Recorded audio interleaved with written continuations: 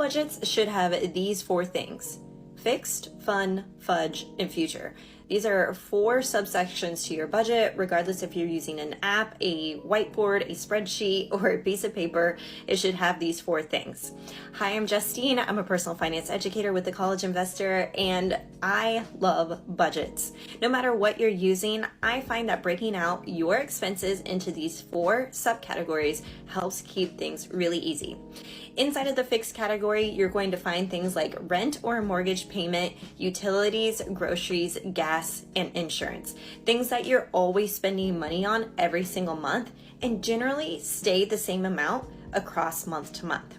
Next, you're going to have the fun category. This is all where your discretionary spending lies. Things like shopping, restaurants, clothes, outside entertainment, bars, activities, you get the gist.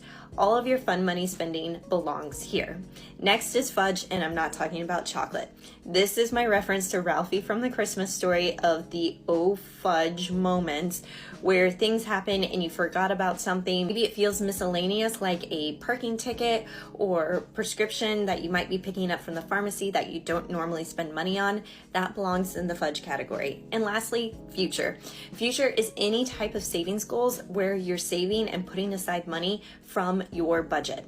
Things like a vacation fund or a car fund, or maybe you want to do outside investing outside of what you're contributing to a 401k.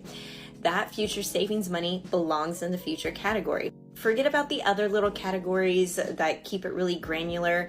If that overwhelms you, just stick to these four subsections and you'll be good to go. Let me know if you're using this budget method in the comments.